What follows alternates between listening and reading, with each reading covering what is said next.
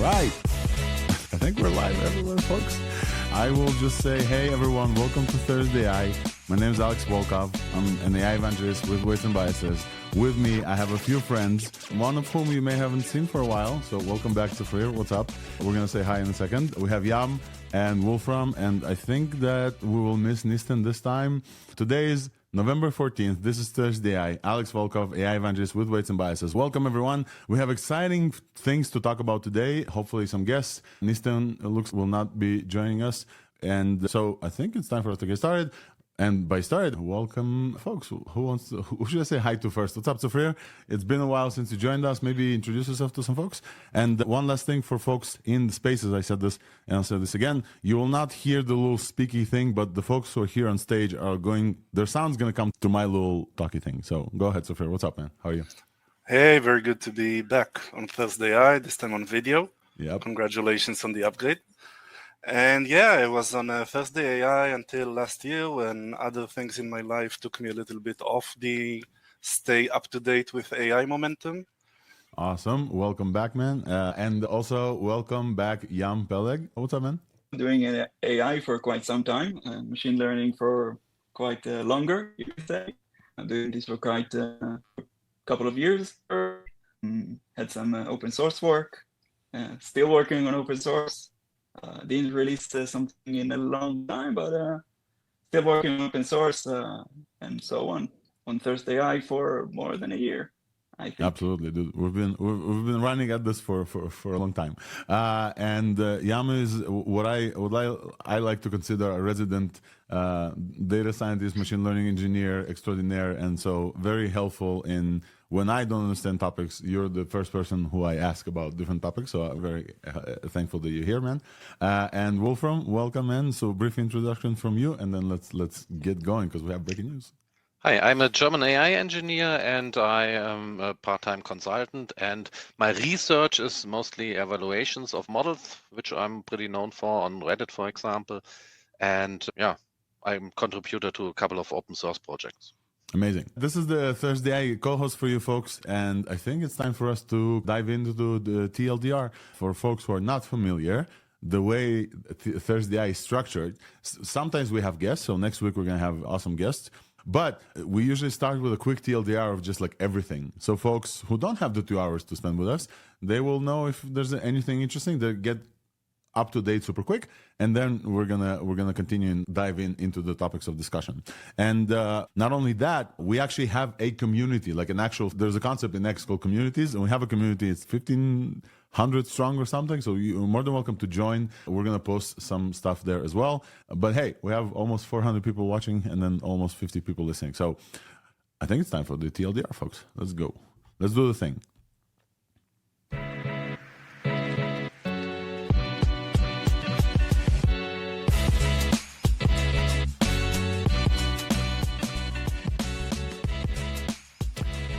All right, here it is. Here's the TLDR. Here's everything that we're going to cover on ThursdAI for November 14th. And this time, I'm actually going to show you what we're talking about. Let's go. Let's go. All right.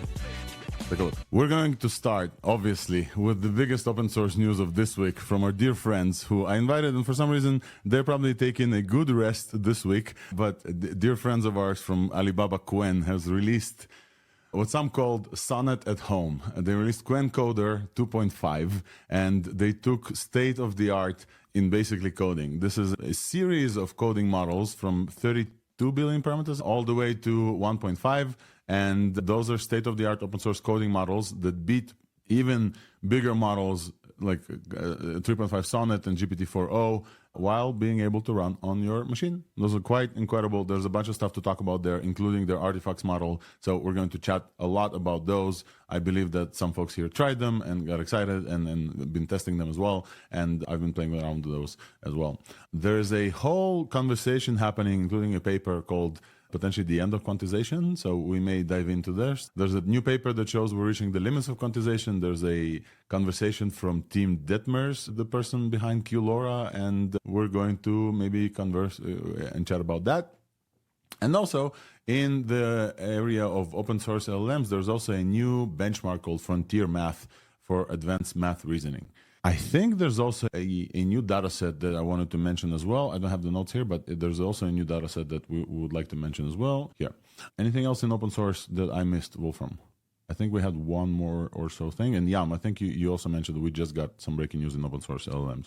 Oh, yeah. Yeah. We got a new model from... Wolfram, go ahead. I'll just... Just meant the dataset is probably the largest multilingual open pre-training dataset with over 2 trillion tokens. Oh, So that is the big dataset release. Yeah. Yeah, we'll definitely cover this. And once you find voice the and links. audio, I had for voice and audio, Ichigo version 0.4 has been released. Yeah, we'll get to voice and audio. I just want to finish up in open source LLMs. And Yam, I think you mentioned one more that just dropped as breaking news. We got Nexus Flow released Athene V2, an open model suite comparable to GPT-4o across benchmarks. Okay, and then we're going to dive into putting it out there. Extremely powerful models in the past coming from Nexus Flow, so it is a big thing. This is in open source LLMs, and I think that this is quite enough for us to get started with. Then I think that this is like open source LLMs. Then, as usual, we jump into big companies, LLMs, and API kind of area. And in this, I already put Nous, our friends from Nous, in this area because we talk about big companies, but also we talk about APIs. So Nous finally released the APIs for Nous Forge, which is like for reasoning APIs. If you guys remember, we had Karan and Shannon Sands, aka Max Paperclips, here on stage talking about Nous Forge. They have finally released API to beta folks, and so we will chat about what they have released. I have access. I didn't actually have time to try this, but we can go and look at the benchmarks. The claims that they are posing, the folks in Nous are like very serious folks. The claims they're posing are quite incredible, including beating 01 on AI.me, which is math, which is quite incredible. In the bigger company news, Greg Brockman is back in OpenAI, and we can chat about this. Then we can briefly mention some stuff from Google AI Studio. And I think the meat of the conversation that we're going to have is this Reuters report that AI is hitting a wall and it's becoming a meme now. Which wall and what is a wall? And then Sam Altman just joined this debate as well. And I would love for all of us to like take a crack at discussing this "is there a wall" thing today, because I think it's going to be very interesting. There's also a quick thing about Cursor acquiring SuperMaven and two forces in coding area combining into one. Then, in this week's Buzz, a category where I talk about everything weights and biases related, I want to briefly tease an upcoming evals course and mention that Weave, the product that I keep talking about, is about to hit GA. And that's very interesting. And yeah, we're not GA yet. We're about to. And this is like a very first teaser here. And also, on the way to GA, Weave JavaScript and TypeScript is finally here. So I would love to show you guys how this looks super quick. And now, because I have video, I would be able to actually do this for a few minutes as well. In the vision and video category, I have nothing. I have no news this week. It's been an insane pace of vision and video models, etc. And I think everything's dying down, and hopefully everything dies down before Sora. But I see LDJ join us. LDJ, welcome, and you have your hand. What's up, man? Do you have vision and video stuff? Yeah, you just mentioned it, but I was just going to say that apparently Sora might release soon. So what? Not today. Yeah, okay. But we heard rumors about the next 2 weeks. I remember chatting with Will Depew, and I understood that Sora may not come this year, but elections over, and supposedly Sora and elections and something. Okay, but this is not in TLDR. We don't know nothing. So far, nothing to report in vision and video this week. In the voice and audio category, one thing that I wanted to chat about is Ultravox from Fixie. I also wanted to show some examples. I may need some friends here to help me with examples, just the way the others set it up. Ultravox is a set of model training techniques which you can plug onto different models in open source. So it is in open weights that allows you to chat with models in a latency that's comparable to real-time API from OpenAI. and there's no ASR step there. There's no automatic speech recognition. Those look super cool. I chatted with this yesterday. I even posted a video. We will try them live.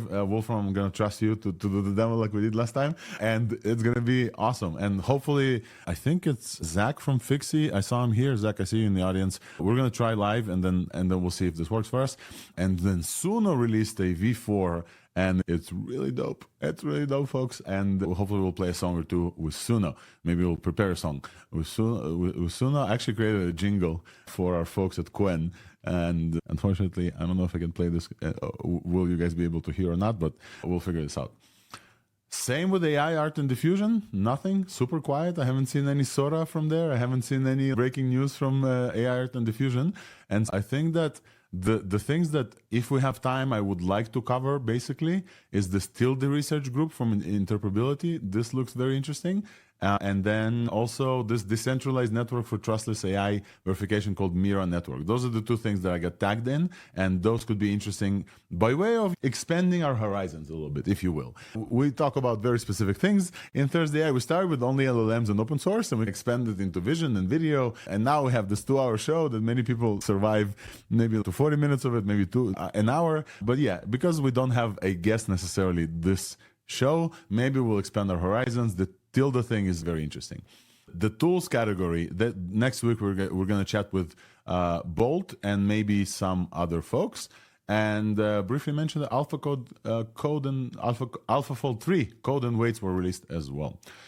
I think that this is it. Anything else, folks, on stage that I absolutely missed and very important? Anything else, folks that are listening to this on stream, please give us a comment. Anything else that we missed? Anything else that's breaking? Please let me know. Otherwise, this is the TLDR, and we're going to get started. Well, I have the Ichigo version 0.4. Yes, Ichigo, yes. That is a voice and audio thing, but it's overshadowed, of course, with the Ultravox release, which it's SOTA. It's my opinion. Yeah, so Ichigo is nice, like SOTA, right? But the other one is the big news. And there was something about the clip model. What was it? I look for it. Something about clip and LLM to clip. That is about making pre-trained clip models more SOTA, say they, through that thing. It's from Microsoft, LLM to clip, but I haven't looked into it much further, but it'd be interesting as well. So look it up and drop it in the internal chat, and then if we're going to get there. And I think it's time for us to start with our favorite corner, which is, of course, open source.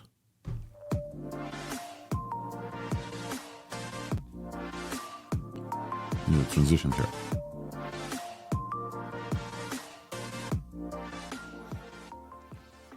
Open source AI, let's get it started. Let's get it started. Folks, open source this week. And you know what? We often have our friends from Qwen, Alibaba on stage here. So shout out Jinyang Lin and Bayuan and other folks from Qwen. And we can celebrate them without them being here necessarily. They deserve a break because this week we got, and we don't often get this, but we got open source beating frontier models in coding. And it's been remarkable. And I want to just do, hopefully it's not going to be too loud on this one. I think they deserve it. So we're talking about Qwen Coder 2.5. They released a series of models from 30 billion parameters all the way down to 0.5 million parameters. I want to hear reactions, folks. I know that we've posted about this. I know we've looked at this. I want to hear reactions. Have you guys play with it? I know that we have at least one person who's missing here who's all about this, but we're missing Nisten. But I know that other folks also play with it. Wolfram, I think you have something to say about this. Yeah, I set it up, and the great thing is that you have all the different sizes. So you can do some speculative decoding stuff with it. If you take the big version and a smaller one, the 3B is which I was using. So you get good performance, and it is really powerful, I have to say that. I wouldn't call it a local sonnet, not from my point, because I have also been using it for non-coding stuff. Of course, sonnet can do everything, but that wasn't the focus of this model. So for coding, it's SOTA, hands down. I would recommend it to everyone, and I'm doing more tests with it, but yeah, definitely a very important open source release.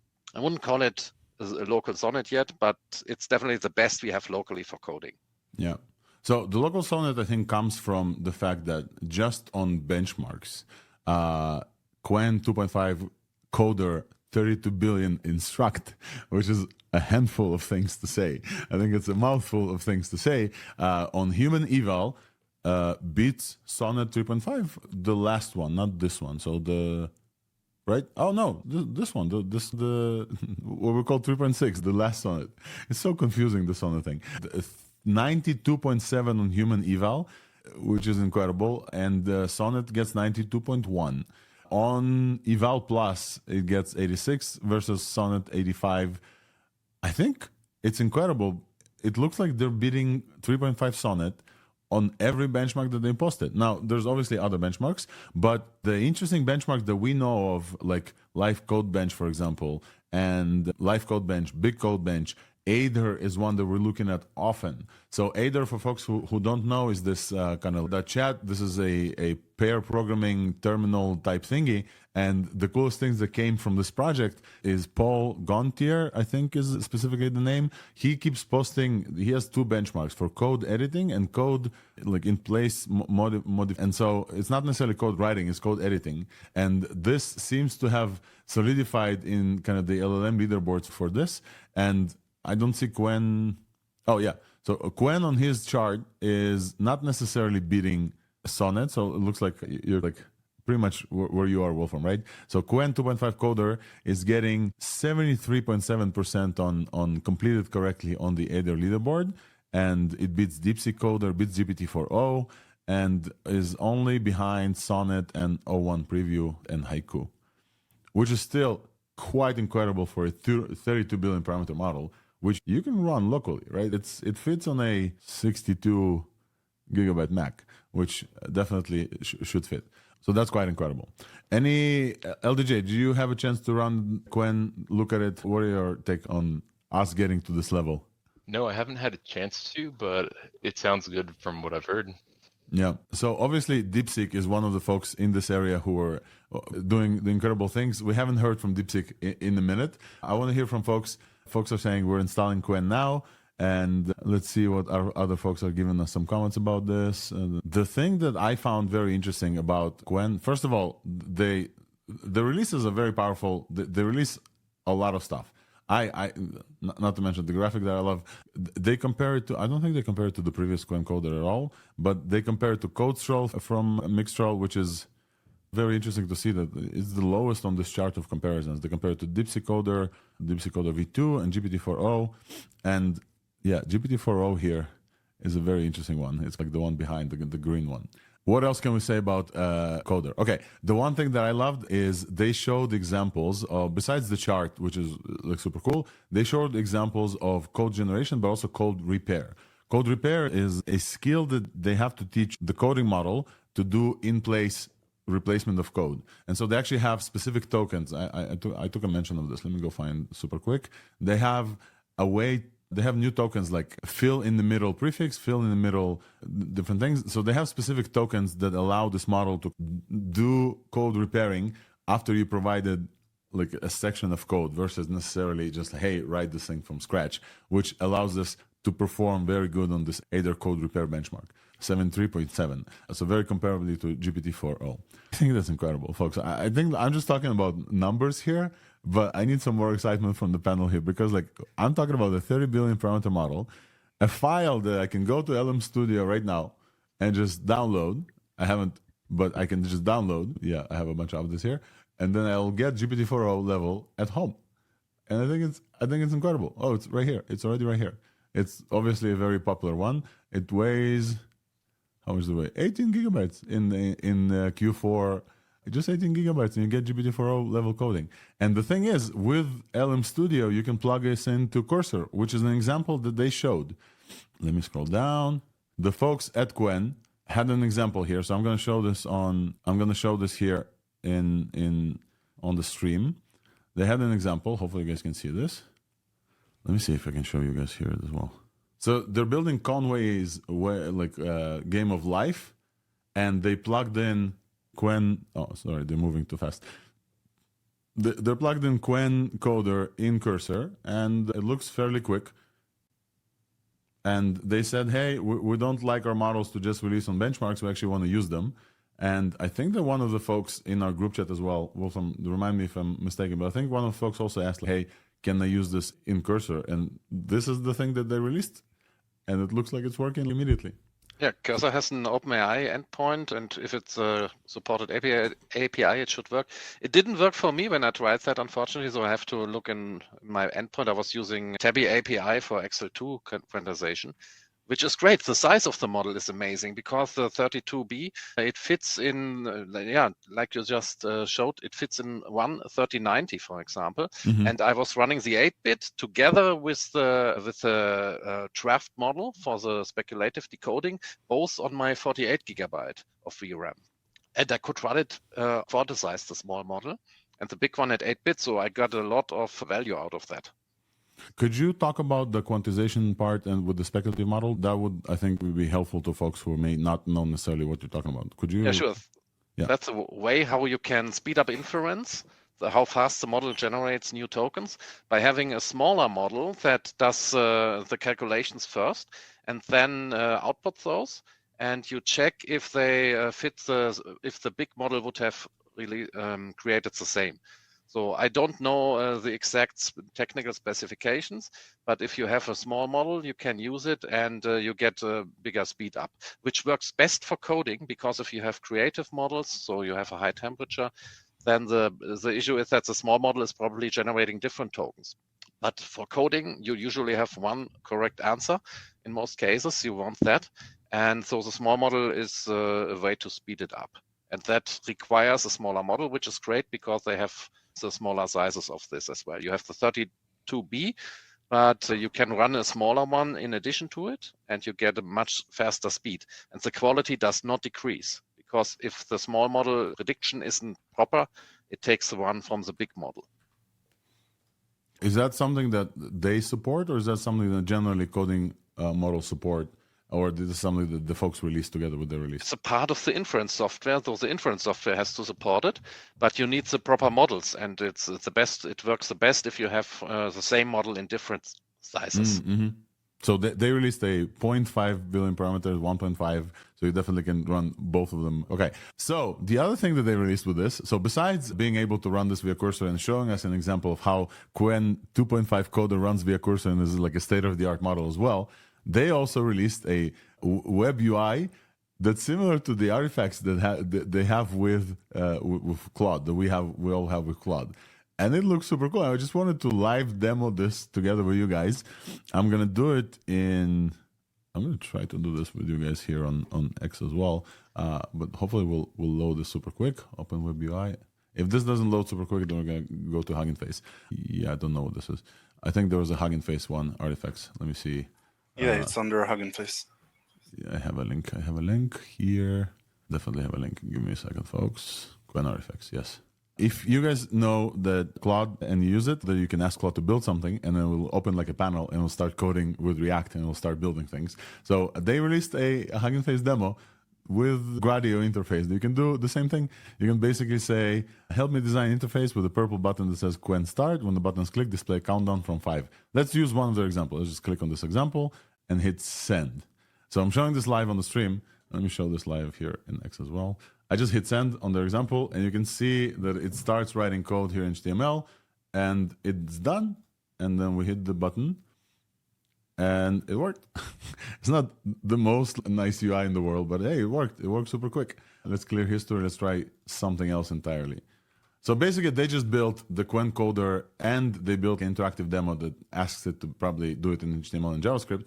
Let's do to-do list. A very simple app. I want a to-do list that allows me to add tasks, delete tasks. I would like overall color theme to be purple. I don't know what they have with purple. I hit send. They open like a little panel. They start writing HTML code fairly quickly, I would say. This looks like, 20 tokens per second. Right now it writes CSS code, which is a good thing to know that the model can do it. Sometimes even very apt developers can do it. And we have a to-do list, like super quick. Hey. And then, we have a to-do list, deletes, speak about, I can do, look at this. Talk about open source AI. Task, to-do list. So here we go. They released their own version of artifacts. Is it as useful? Likely not. I know that Claude Sonnet, for example, is incredible at React components. So it's building actual components. This feels, let's view the code. This feels like very basic. This is like vanilla JavaScript with vanilla CSS. Obviously, component-wise, that's not going to get you that far. But hey, this is still super cool and very capable, and it worked from the first time. If you guys remember, we used to get excited by coding models, and nothing used to work for the first time. You needed to keep asking, and this worked for the first time. Thoughts?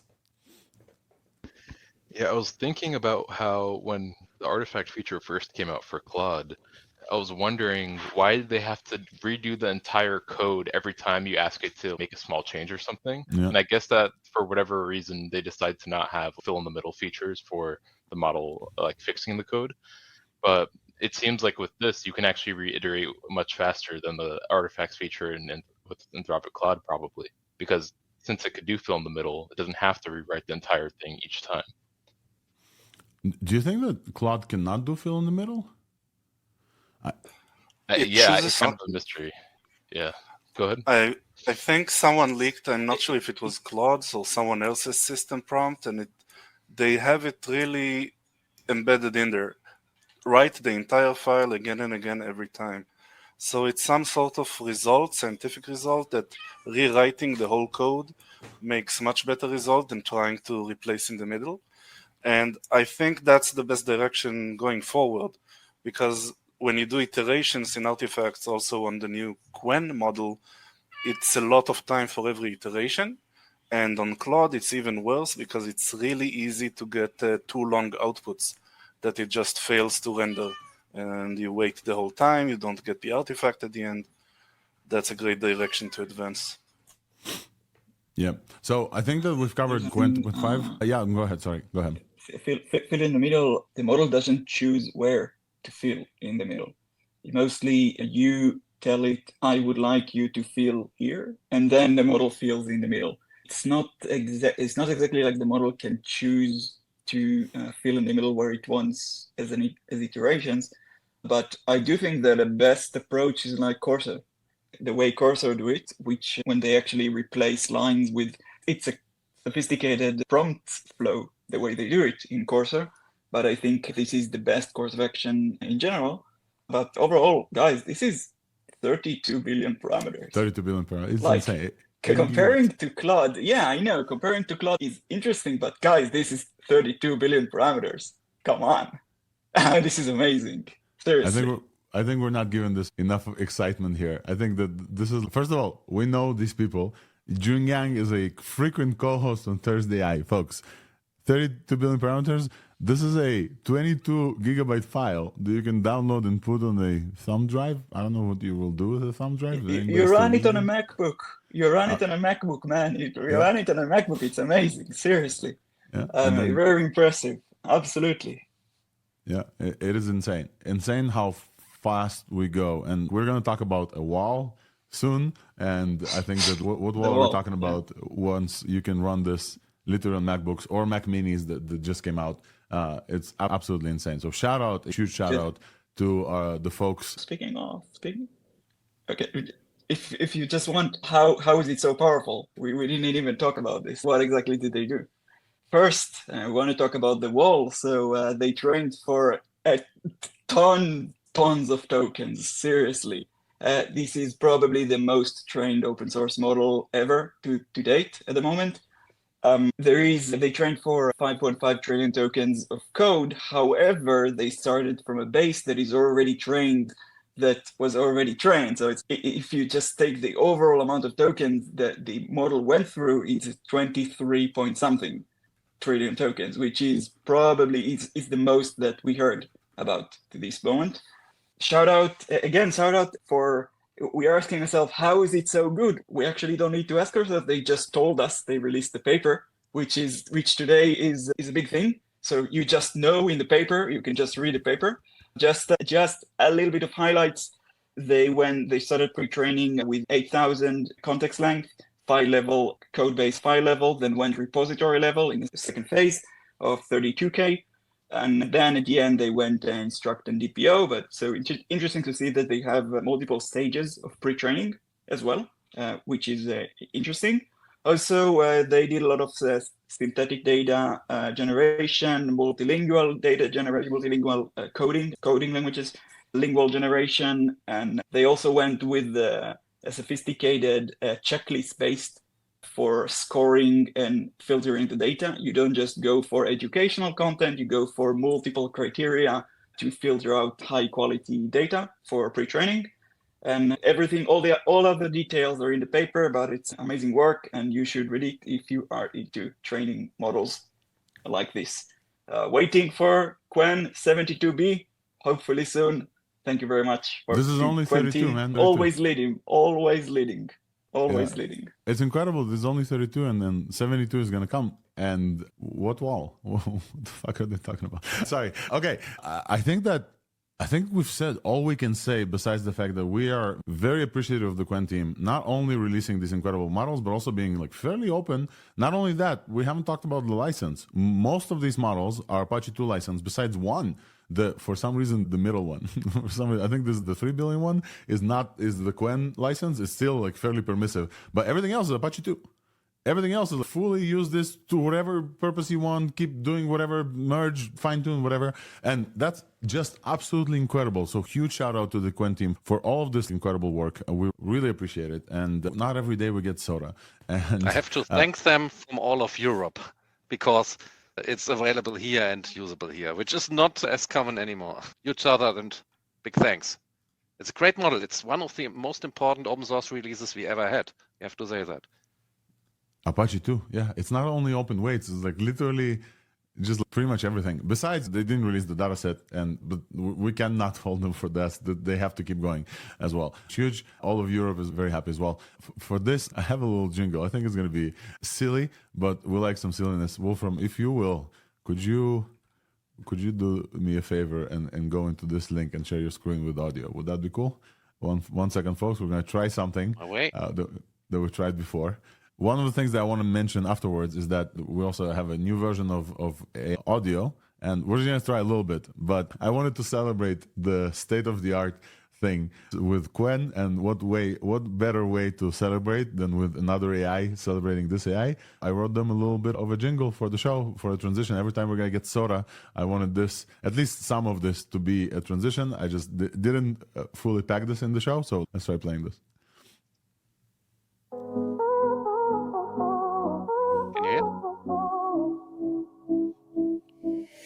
SOTA, so bright.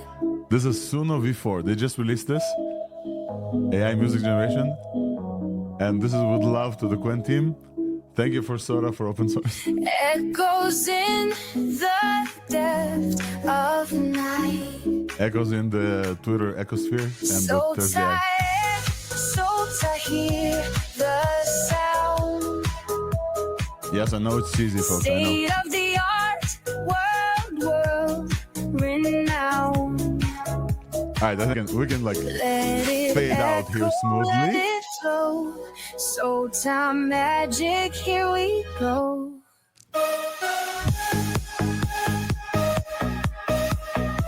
This is our transition. Every time we're gonna get a SOTA, we're gonna have a jingle specific for state of the art. All right, Wolfram, we're gonna ask you to, thank you for fade out. So, folks, we have a state-of-the-art open source from Qwen, Alibaba. We have a coder that's very powerful. You can run this at home. 22 gigabytes of a file, and then you can do incredible things. Shout out to the team, as we said, and one of the, as Yam said, one of the like largest pre-trained coder files or whatever models at home. We also have some breaking news. Let's look at this super quick. Other things locally that we want to talk about, we can chat about them, but we also have some sort of breaking news. So let's hit this breaking news button, and then let's talk about Nexus Flow, because that's also very interesting. And we're going to react live, something that you guys often like to see us do. AI breaking news coming at you only on ThursdAI.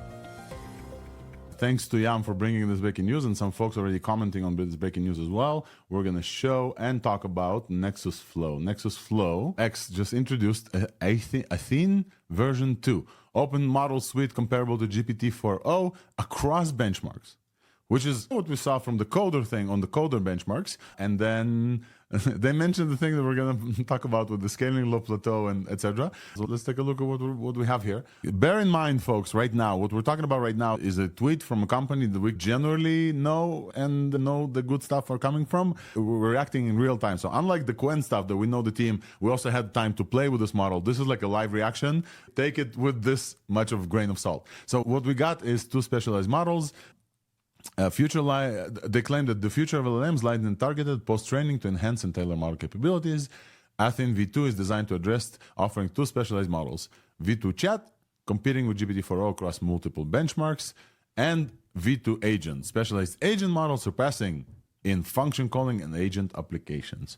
All right, let's take a look, folks. Oh, each model has undergone targeting post-training from Qwen 2.5. Yeah. What? But not coder. So from the Qwen 2.5, the previous models, those the 72B. Yeah. So this is a fine tune of 72B, essentially. That's what we're talking about here. Yeah. I think so. I'm not sure if of the instruct version or the base model. We see it for the first time, just like you guys. Yeah. Reacting in real time for sure here. So now let's take a look. I'm pretty sure that it is an instruct, or at least not a base model, because it has a chat and an agent variant. Yeah. So let's open the. How should I? Let me take this and then post it here, guys. Sorry, 1 second. Just making sure that I have all my tools here to open this in a. This is nice. The agent is smart. We never had this. A model specially trained for agentic flow is a big thing. Yeah, so let's look at the Athene V2 agent. Agent open source LLM surpasses state-of-the-art in function calling and agenting capabilities. Let's look at what they tested this on. The graph is a little funky, but they're ArenaHard. They're passing GPT-4o on ArenaHard, bro. This is huge. Okay, ArenaHard is definitely that's quite a statement. So let's actually tell folks who are listening, because they can see us. ArenaHard, let me actually try to show as well. ArenaHard, you want to give 3 words on what ArenaHard is and what kind of... Yeah, sure. Basically, there are 2 types of benchmarks in general. The first type is very easy to measure, is factual knowledge. Usually you're measuring it with multiple choice questions, and you just give the model questions and the model answers, and you just literally just count the amount of questions the model got right. That's one type of benchmark.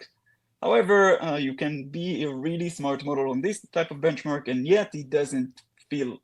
So the other type of benchmarks that are in general for instruction following. There you have benchmarks that are judged by an LLM, like LLM as a judge. And the other type of benchmarks is, LLM as a judge is basically you give the same question to 2 models, both of them answers, and then you have a third model looking at the answers and telling which one is better. That's LLM as a judge.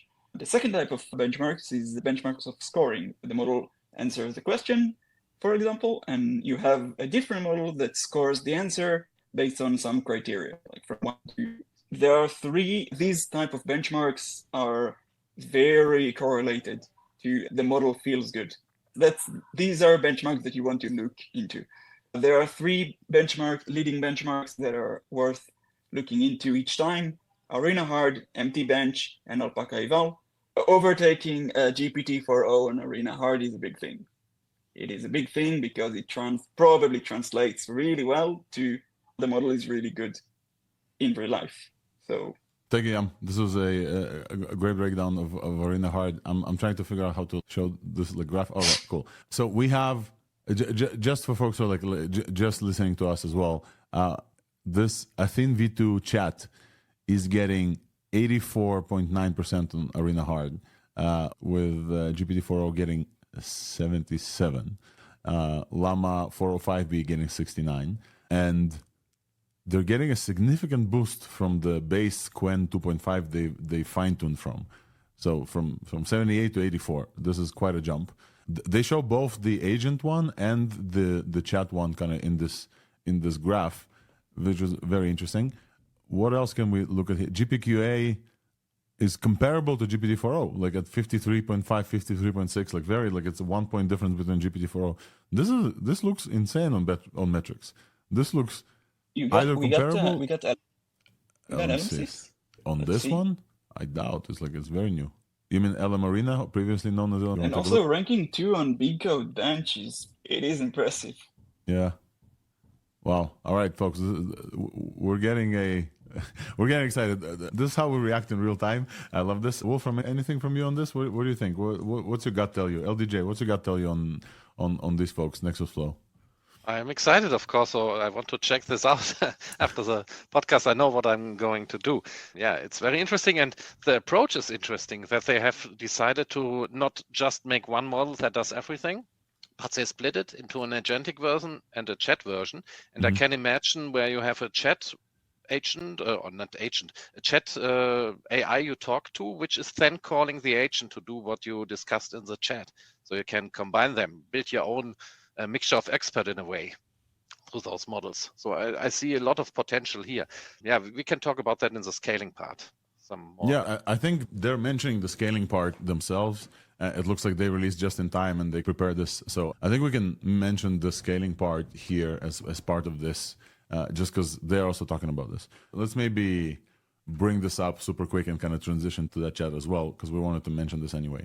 Yeah, I'll bring this up here. There's this article that everybody started talking about, which cites Ilya Sutskever, that says OpenAI and others 6 new paths to smarter AI as current methods hit limitations. The current methods they talk about is scaling, basically, or the bigger models that you train are performing better. I think they cited Ilya Sutskever. Where's the...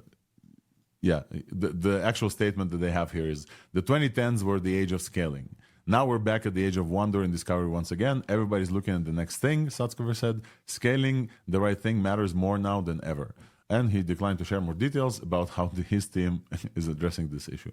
And then there was examples from Demis Hassabis saying that, or hinting that the next version of Gemini we're still waiting. There's the rumor mill talked about Claude Opus 3.5, that if you guys remember when Haiku was released, Simon Wilson was here and he was talking about the Opus was just deleted from the website.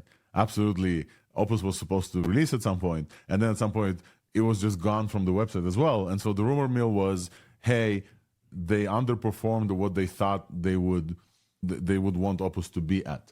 And so it looks like, at least from this article and some other articles, including the scaling, the conversation happened that this method of scaling has hit a wall. And no longer, based on this, and I'm not saying that this is what I think, but just based on these reporting and based on some of these statements, that it's no longer true that the more data you give it, the better these models get with exactly one line. And yeah, there was a conversation about this wall of limitations of scaling the current models. And then yesterday night, Sam Altman says there is no wall. Just literally a tweet about there is no wall. And there's a bunch of folks saying that the only wall that currently exists is the wall of evaluation, plateauing, etc. And now we're seeing, and now with this backdrop, we can discuss the wall thing, but we can also discuss what Nexus Flow talks about. So I would love to invite comments, Yam and LDJ, from you guys about generally the wall thing and the limitations of scaling as the conversations talked about it, but also about how Nexus Flow is addressing those. Yeah, in terms of Ilya's comments first, I think his quote about scaling the right thing mattering, I think we always knew that for a while. Yep. And even things like Nexus Flow goes to show that, where they most likely didn't use 10 times more compute than Llama 70B or something like that, right? It was probably similar amounts of compute, but it's the way they're using that scale, and not necessarily even some revolutionary new architecture, but just the recipe you're using, the way you train it, the data you train it with. And to play devil's advocate for the wall thing, I think maybe the 2 biggest points are a very high quality web text running out, and then also the papers coming out recently with having limitations on how many tokens you could really improve a model with when you quantize them to small amounts. And those 2 things, I guess they can have limitations for how good you can really have a really small quantized model, and limitations for how much you can improve a model with just purely web text. But as we no, in terms of web text data, that's the very high quality web text is obviously running out to a degree. And I think the next obvious step that companies are already using now and going to use more is synthetic data processes, reasoning, and being able to improve that, captioning video data, captioning audio data online, using that as more web text data, and continuing from there. Yeah, and what's your take on this wall thingy, the conversation, the debate, the meme? Scale is all you need. Yeah. No, absolutely not. Scale is all you need, guys. As of this moment, in terms of number of parameters, we don't know what the limit is. It doesn't look in the foresight. No one really knows. When you fix the number of parameters, because obviously it costs, it is expensive. Yeah, when you fix the number of parameters, probably, and I also tweeted about this, probably all the major players are already maxing out the amount of tokens they can just push to a certain number of parameters, a given set of model size, okay? And from there, once you just train for so long, from there, it is about data quality, absolutely. And how do you balance all the capabilities you want in the model and balance all the evals? But scale is here. I don't think anyone see any real wall for deep learning at the moment. It's just that there is a size of the model, and physically you can't fit infinite amount of tokens in a given size. So there is that. There's also the fact that there's an additional runner in this race that we haven't heard from before that just scaled a insane supercluster that Jensen is like, his mind is blown by how fast they scale the supercluster. They were still waiting to see how much of a wall they can hit by running the version 3 of Grok with 100,000 H100s and I think 50,000 H200s. And they're going to show us whether or not they're going to hit anything in December. No one there seems to have joined the conversation. One of them wrote as a quote for that conversation, skill issue. One of them quote tweeted someone and said skill issue. I don't know if this is a skill issue because those are major labs that are talking about some of this stuff. But I don't think, given the chat, given the replies from Sam Altman, some of the folks on the team, given the replies from some folks on X, it does not feel like there is something. It feels reporters like to report and they like to string some things together. And definitely, should we mention Jan LeCun here and Gary Marcus, or should we just skip those two folks and just continue with our lives?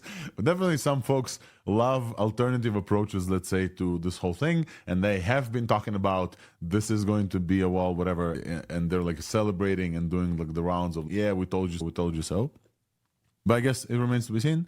And the additional thing that we've talked about is test time compute or inference time compute, and how that improves with reasoning, and how that is a different additional, not necessarily competing, but an additional paradigm of scale that you can stack on top of. Because as we talked about when O1 was released, there is a whole additional thing of scale that now with reasoning you can start pumping into that scales separately from the training of the model that happens during inference time. And that seems to perform very well. We can talk about the performance from Nous reasoning APIs as well, which kind of you can tune that as well. And yeah, it doesn't feel like we're stopping anytime soon. LDJ, go ahead, and then we are going to move on from Nexus Flow after we finish one type of thing.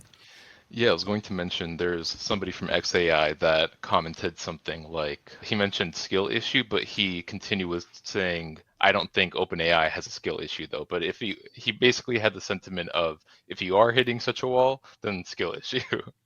And there's also Adam GPT that works, I think, on the go-to-market team for OpenAI. Mm-hmm. He mentioned how he wanted to clarify that they are doing the test time compute scaling. That's another scaling law, but they are still continuing pre-training scaling. Yeah. And of course, we also have confirmation from the original O1 blog post that they are going to continue the GPT series and not just the O series. Alrighty. So it looks like we So we've covered two news in one kind of area. So Nexus Flow, Athena v2, they released open model suite. They look incredible, folks. So we definitely are going to be very interesting to test those. An agent one and a kind of chat one. So Athene v2 chat 70B, and it's 4.0 at home. I think it's time for folks to stop comparing themselves to 4.0. It's also which 4.0. There has been like a bunch of 4.0s. I think they actually mentioned it's 4.0, 08, 06. So is that one 08, 06 this year or last year? I'm quite confused, but it's still quite incredible on benchmarks, on Big Bench Hard and Math, etc. We're going to try to test out this model. It's fine-tuned of Qwen 2.570B. We're very big on the Qwen news this week, so that's quite incredible. So both Qwen Coder and now fine-tunes of Qwen are doing incredible, showing incredible performance here as well. And then also we mentioned that they at least mentioned supposed wall, and their approach is continued like post-training and fine-tuning on specific tasks like chat math and reasoning and coding, and complex function calling and agentic applications as well. Going to be interesting how folks are utilizing this. Meanwhile, we're getting breaking news from folks. Wolfram, go ahead. I just want to say I checked the license of Athene, and unlike the Qwen license, which is Apache or the special Qwen license, it has a research license. I didn't read it yet, but it sounds like it's not for commercial purposes. It has to be licensed separately. Yeah, Nexus research license, Nexus Flow research license is a very specific one to theirs. So unlike Qwen, it looks like they are given us to play with, but you cannot put this on production. And they are somehow involved with LLMs. You asked something, but they are. Would like to thank the LLMs organization for their support of testing the model. So it looks like they did test, but I don't know if we saw the responses.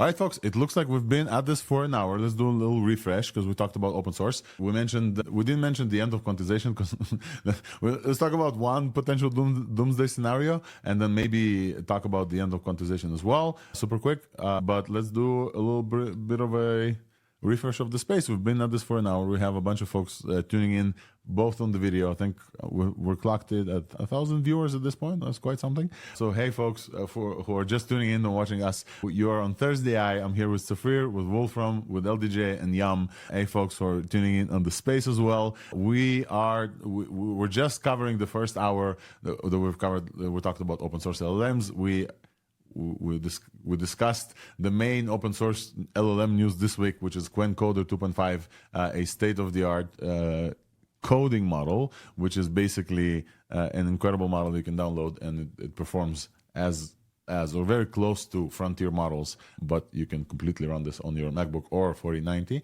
And we also mentioned a breaking news from Athena, Nexus Flow, also based on Qwen, but a fine-tune of Qwen in the chat and the agentic model. And then we briefly also discussed the AI is hitting a wall phenomenon. And now I think we're going to... Should we chat about 1040? Yeah, okay. Let's briefly mention the other things in open source before we move on. Okay, so let me show the screen super quick, and then we will briefly mention the other stuff. I think like this is going to be better. Epoch released FrontierMath. It's a new benchmark for advanced math reasoning. And the cool thing about this benchmark is that even the top models right now solve less than 2% of frontier math. This is some incredible... I will say this slowly again. Unlike GSM 8K, which is grade school math, 8,000 problems, and MMLU and some other ones that basically are getting saturated, and these models are solving most of these problems now. Some say that this is now an open source. This is an unreleased benchmark of math, of very complex math, that right now the top models, including I think 01, are solving less than 2% of this benchmark, which is incredible. This is what we need. This is when they talk about wall and whether or not we're having like evals issues. Less than 2% of the current benchmark means that like we're going to have a very incredible like benchmark going forward, evaluation benchmark going forward. CC buys the license of this. It's a held back benchmark, so they're not going to release this, so it's not going to leak into datasets.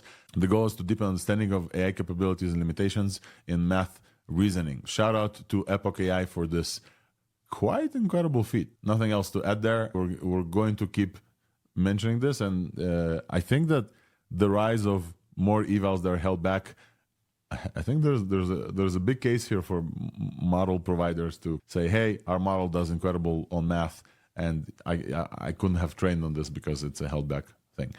We also mentioned a new data set, and I want to see if we have a link for that or no. And then also, let's briefly mention this super quick, because I did want to talk about this. There's a new paper from folks that talks about Llama 3 is harder to quantize than previous models, and they tried to study why that is.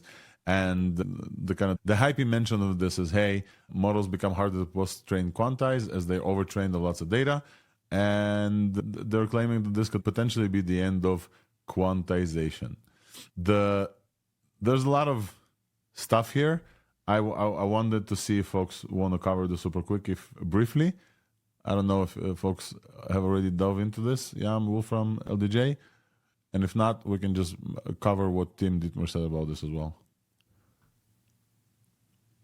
Yeah, I didn't read it in depth, but of course it affects me because the local models are very important to me. But the Infor and other methods, so we have a lot of different options for quantization, different formats, and I'm very sure that the open source community will figure stuff out like we have been doing since the original release of Llama, which wasn't able to be run locally at all. So I think I'm not scared or anything about that. So we'll see how it turns out. One limitation that I wanted to mention before folks are getting to, oh no more quantization, is that they tested this on smaller models as well. So we're not yet sure that this is like applicable. And yeah, that's pretty much what I wanted to add on this topic. But interesting paper for folks who want to read more into this. From what I've heard, it makes a lot of sense. When you have the thing that determines how easy it is to quantize a model is how long the model was trained, dividing by the size of the model. It's basically it's like saying how much compression have you done into the weights. So if you compress more data into a smaller set of weights, then whatever you do to reduce the precision is going to hurt the model more, basically, because the weights contain more information. Just the intuition behind this. Models that are trained longer are harder to quantize. Models that are larger are easier to quantize unless you train them even longer.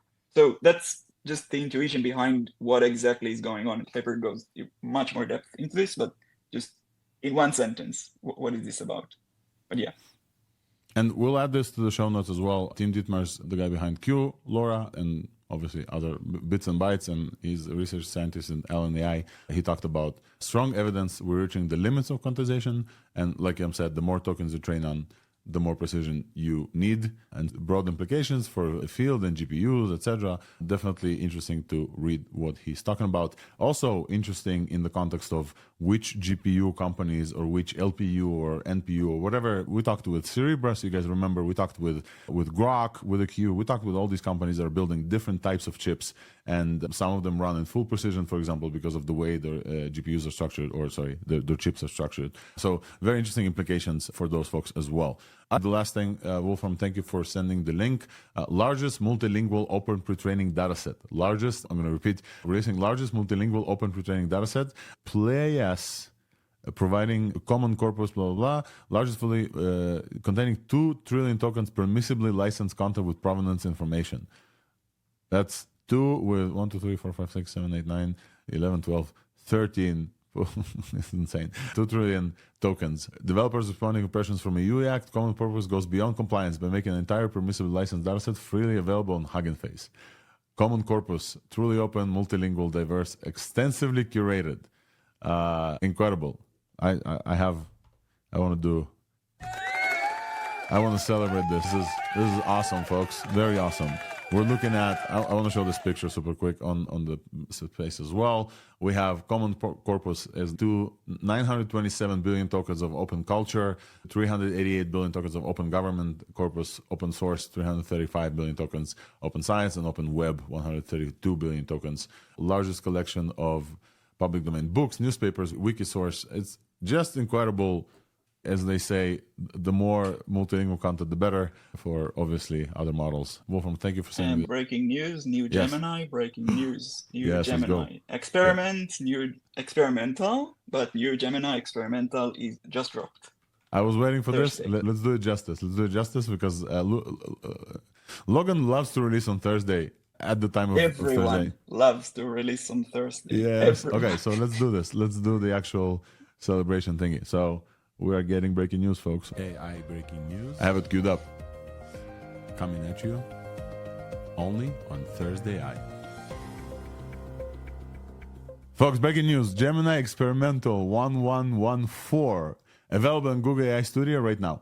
Enjoy. This is what Logan said. And LMC Serena already said, massive news. Google's DeepMind latest Gemini Experimental 1114 tested with 6,000 community votes. Ranks number 1 joint overall. Whoa, let's go. Nice. With impressive 40 plus leap, matching 4.0 latest, surpassing 01 preview. Surpassing 01 preview. So this is a non-reasoning model surpassing a reasoning model, and also claims number 1 on vision leaderboard, which is insane. So let's look at what they have here. Overall number 3, math number 3. It jumps from number 3 to number 1 from the previous model. Basically number 1 overall. Wow, damn. Okay, let's go there and give it a try in the AI Studio. But so I just read somewhere that it only has 32K tokens context window, which is not the 2 million we are used to from Google or stuff. So that is a bit of a bummer. Wait, say this again? It doesn't have 2 I read million it tokens? has only 32K. I just read it somewhere on your screen, I think. Someone said it has only 32K, so that's a bit, not much. I hope they raise that. Oriol Vinyals, which is VP of Research in Deep Learning, one of the more popular folks in AlphaGo and AlphaStar and AlphaCode, etc. He just also posted what wall. It feels like we mentioned the wall thing, but then Google's nah. Let's look at the AI Studio and actually see. AI Studio, Gemini Experimental 114 gets 32. Interesting. That's so interesting. Why? Yeah, Wolfram, you're right. I'm getting 32,000 tokens. Let's ask Logan. 32K context. Is this a new type of model? Oh. Yeah, maybe some reasoning stuff where the inference is more expensive or takes longer. Yeah. I have my own, recite the first 10 words. I have the only thing that I test super smart models with is this prompt. You guys can steal it. Recite the first 10 words of the Declaration of Independence in mirror text. Reasoning models can do this very, very well, but regular first word prediction models cannot do this very well. Let's see. Oh, it's breaking it down. It's doing reasoning. What? It's reasoning, yeah.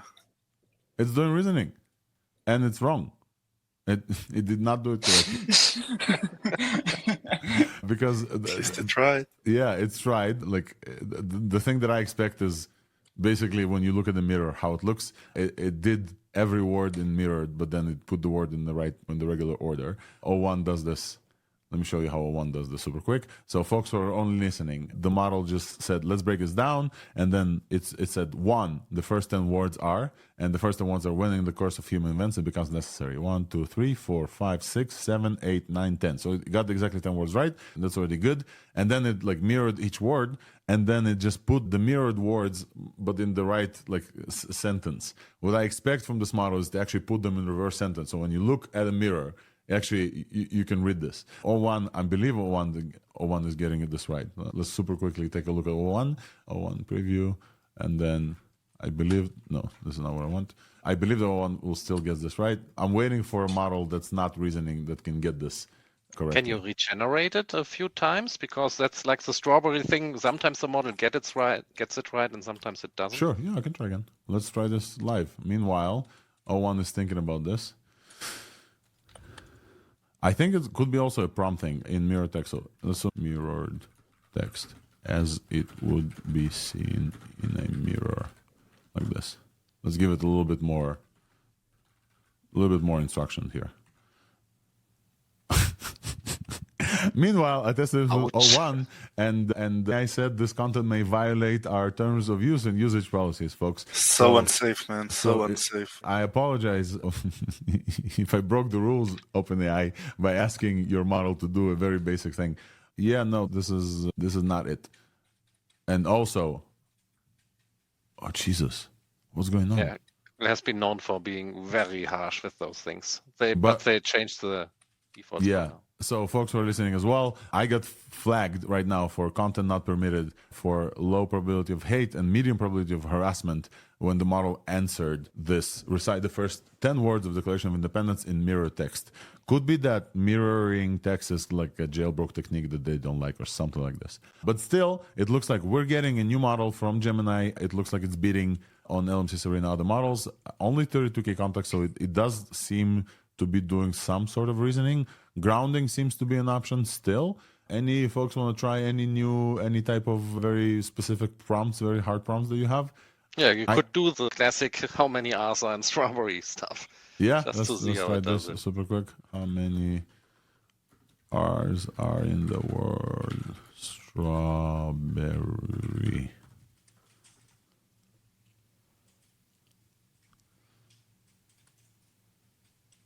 Yeah, 3 R's in the word strawberry. It printed out letter by letter and then just counted each one of them. It seems like some reasoning is happening here, at least on the face of this. This is very interesting because to print out the letters, it can't just look at the tokens because it can't just break up a token into the letters. So it has to have some data on that in the model somewhere, of course. Or the tokenizer, it doesn't just see the letters. So here is one thing that I like to do. Simple Bench is a great benchmark that hopefully we'll update with this model soon. We're, by the way, proudly sponsoring Simple Bench as well. I recommend you guys go and take a look at this. It needs to rerun with new models as well. In the try it yourself section, they have a few questions here. Oh, more than few. It's like now 10 questions. Those questions you basically as a human can always answer, and it's hard for models. And let's try them. Let's actually try these on this new model. New prompt. Whoa. New prompt. Here's the question. I'm reading it out loud for the folks in the audience. It's going to be long. Beth places 4 whole ice cubes in a frying pan at the start of the first minute, and then 5 at the start of the second minute, and some more at the start of the third minute, but none in the fourth minute. If the average number of ice cubes per minute placed in the pan while it was frying a crispy egg was 5, how many whole ice cubes can be found in the pan at the end of the third minute? Bro, I can't solve this. You can solve this. It's just like too much context. What is going on? Yeah, I think it's like trying to overload like with numbers. But basically, if you break down for this and you sit on this, I think it's like how many whole ice cubes can be found in the pan at the end of the third minute. And you should look at 5 at the start of the second minute, some at the third minute, and the answers are 30. It can be 30, 0. It could be 0, 20, 10, and 5. I think it's either 0 or 5, obviously, and I think the answer should be 0, but I'm not sure. Let me hit 0. It could be 5 though. Yeah, it's 0. So it's like a very basic like human intuition type thing, but we'll provide the answers as well. So because it's like a multi-choice question, and then we'll see if the model knows. I think it's gonna get lost. It's doing some math and doing some things. And this is exactly the type of questions in this hard thing, the multiplying, the subtracting, the whole. For folks who are listening, we ran this to Gemini right now, and it completely failed. There are 20 whole ice cubes in the pan at the end of the third minute, which is no, it's not. There's no way. How much context we have with this model? Just asking. 32,000. 32. Yes. Interesting. Yeah. Interesting. Yeah, so I think it feels like it's a different model completely. And on this simple bench question, it failed. Let's compare this to ChatGPT O1. Hopefully we're not going to get flagged. O1 preview. We're going to paste the question, and then we're going to paste the answers. And then we're going to get O1 some time to think. O1 could probably get this. So again, we're doing... 2 messages. You did 2 messages, didn't you? No, in Google AI Studio, once you hit Shift Enter, you just like it looks like a message, but you don't actually send it to it's just UI thing. I love these, by the way. The reasoning in O1 that shows you some stuff. Waiting melting time, assessing frying time, considering ice cube melting. O1 says answer is 11, which is, was that even? Yeah, no, it's not. It's 0. What is the right answer? The right answer is 0. The right They answer all is the one melt. that, It shouldn't do a calculation. It should just think, oh, ice cubes melting. There should be like, ice cubes are going to melt and they're going to melt. So this is why I like the simple bench challenge. And folks, there's 10 questions here. This is a very good way to test smart models and not just like based on benchmarks.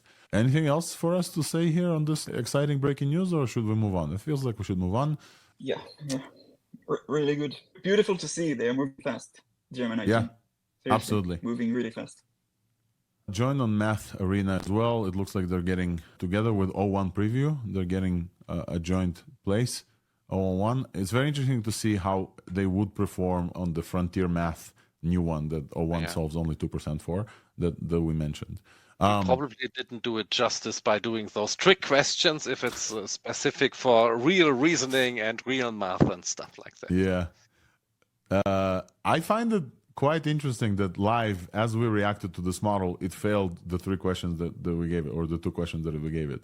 The mirror text, it failed, and the real reasoning, it failed. So very interesting.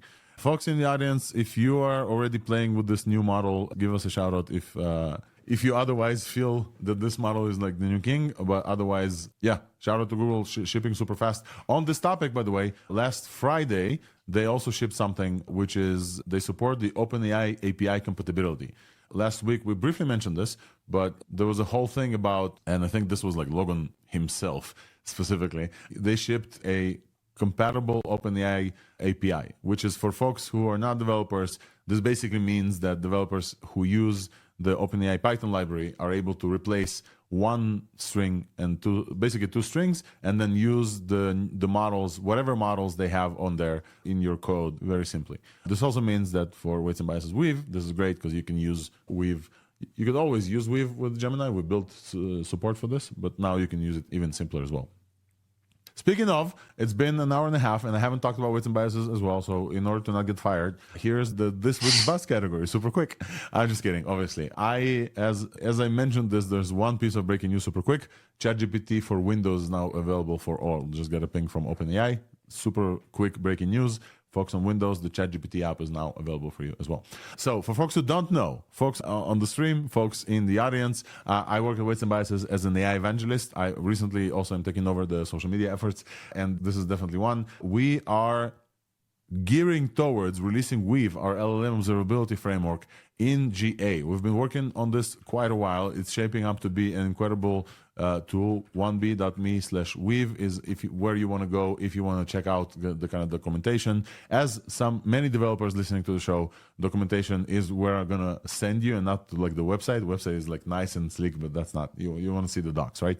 The things that I've been talking about Weave multiple times. Last time on Halloween, for example, I actually used Weave for some of the toys that I mentioned, and it actually helped me debug. The thing that I want to mention now is, as we're gearing towards GA and actually like fully announcing like Weave is now ready for production use, it's been ready, but like now it's like for enterprise and production use, etc. Blah blah blah blah. We're also supporting JSTS, JavaScript and TypeScript, which is, we started with Python. Most AI engineers are using Python for their stuff, but also JavaScript and TypeScript was #1 on the request list. And so I want to show this super quick. I'm not going to go and write any code here because also we're on space, and that's going to be very boring for folks who are only listening. I will just show that now in our docs, we now have support for JSTS as well, and we would love to invite comments from folks that are using this as well. Super quickly showing that now we have this nice selector here, Python and TypeScript, so you can do pnpm or npm install Weave, and you can get your API key wherever from Weights and Biases super quick. And then all you need is Weave init, and you just wrap some stuff with within JavaScript. You can wrap the new OpenAI client, and then you wrap your calls with Weave.up, which is a little bit different from the Python one. Python super simple. There's decorator concept in Python.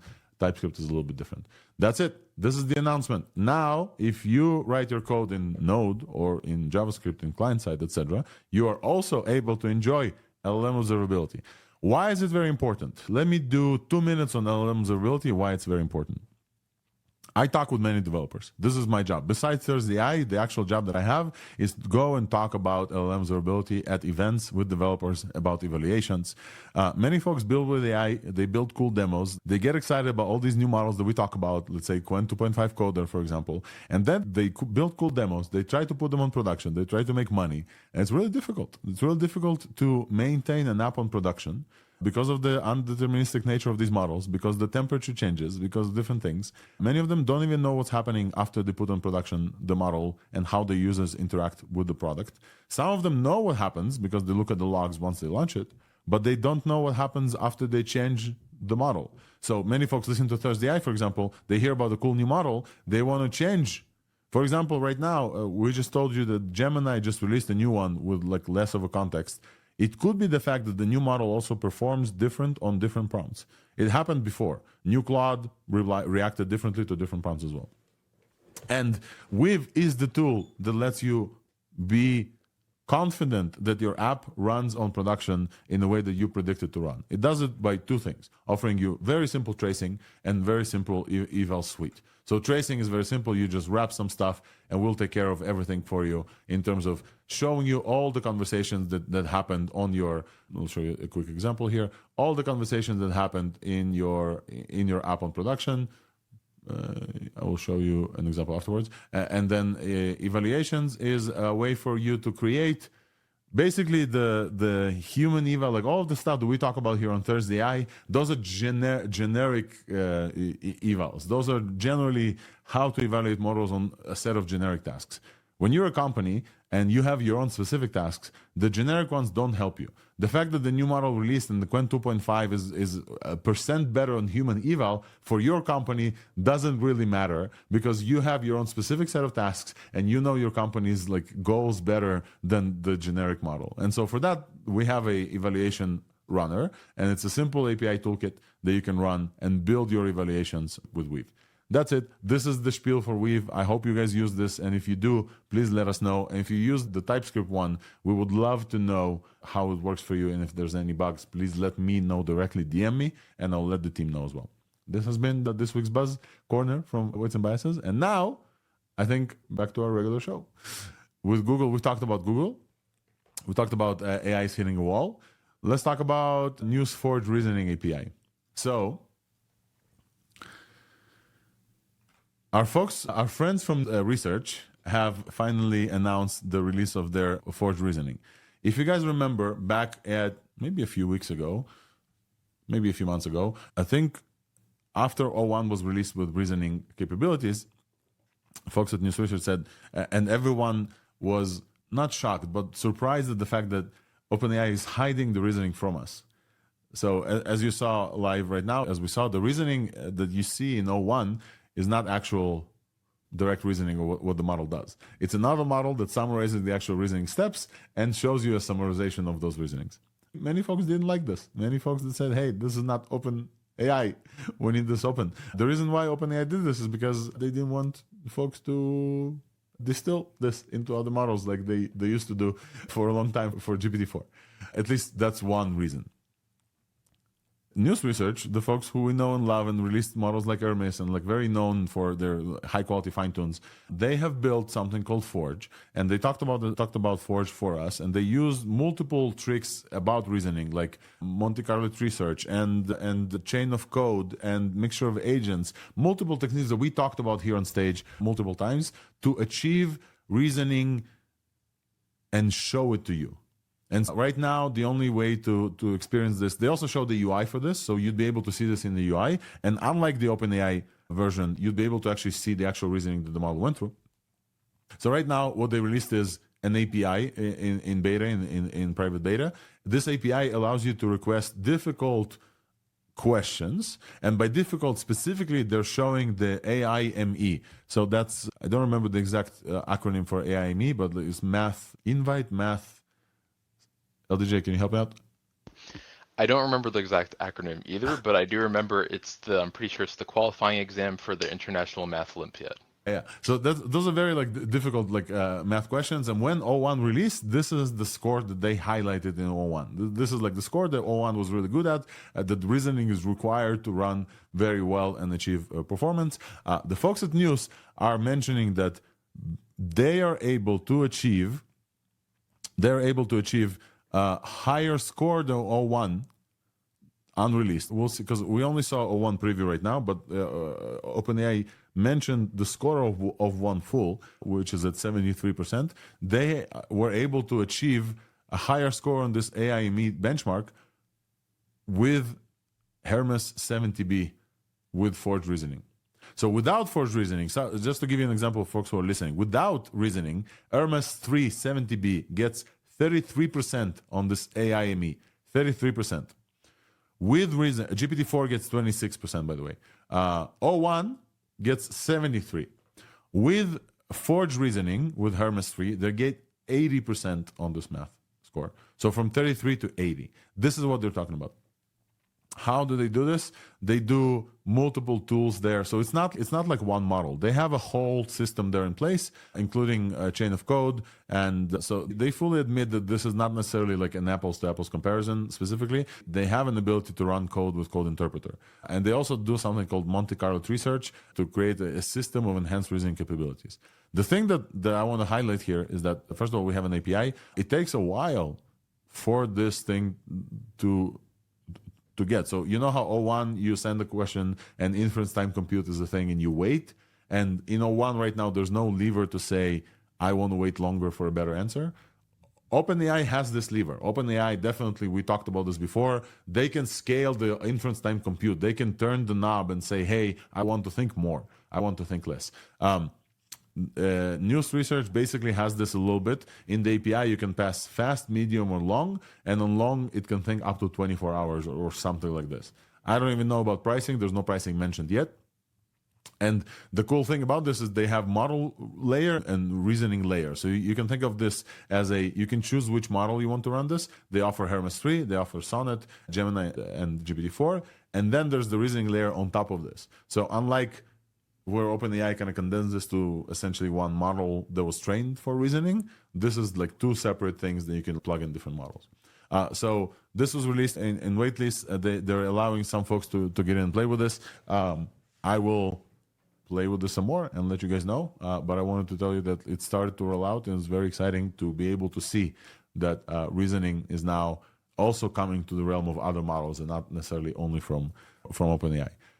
It feels to me that other labs, and here I would love to invite a debate here or a conversation for folks. The other labs are also looking at reasoning after O1. We've been there with reflection. Let's skip that. But other labs are definitely looking at this thing. Would love to briefly chat about this in the context of we're getting this from a company that's dedicated to at least some amount of open source. So we'll see how much of this is going to like trickle down to open source. So it's very interesting because we talked about the scaling and wall stuff, and we have a model that had 33% or something, and it was raised just through a different approach. So the model didn't even change, just how it was, what was built around it. So there's so much potential here. And even if AI wouldn't get any better itself, the model, we could still achieve so much more if we build the proper integrations and tooling around it. And so that is a very optimistic view. And I love that they are being open about this and not like OpenAI in quotes I have to put it. That is an exciting thing. And I'm really excited about this project, and I hope I get access soon so I can test it as well, because that seems a big way forward for what we can do with AI. Yeah, absolutely. Like the fact that you can plug this in any model and then get like immediate boost in performance, I think is going to be very interesting. And yeah, even if the wall is there from the model, which we don't think there is, now we got two confirmations from Sam and from Oriol, and we still haven't seen anything from Grok. Like what wall? But I think I agree with you. The tooling around this, the chain of code which they have is going to take these models even significantly further. Yam, invited you to what are your thoughts on adding reasoning outside of the model itself? Yeah, look, I didn't get to try it yet, but it's exciting. It's exciting that already open source has the solutions that are competitive. I don't know if overtaking, but competitive with the big players already. one was released not long ago, and it's on. Competition is on. I think I'm getting some additional breaking news, folks. But sorry, LDJ. What? I just Well, wanted Yeah. to add, Oh, you want to say something real quick, Wolfram? Well, just from- quick. And then LDJ. Go ahead. And just quick, because it's an add-on basically to a model that allows stuff like you could run a model locally and then use the Forge to get more reasoning from it. So the same model could be run locally and then it could use the same model on the Forge. So that is also a way to have local AI do stuff. And if it's not enough, we could use the Forge, which is a great way instead of going to a totally closed model.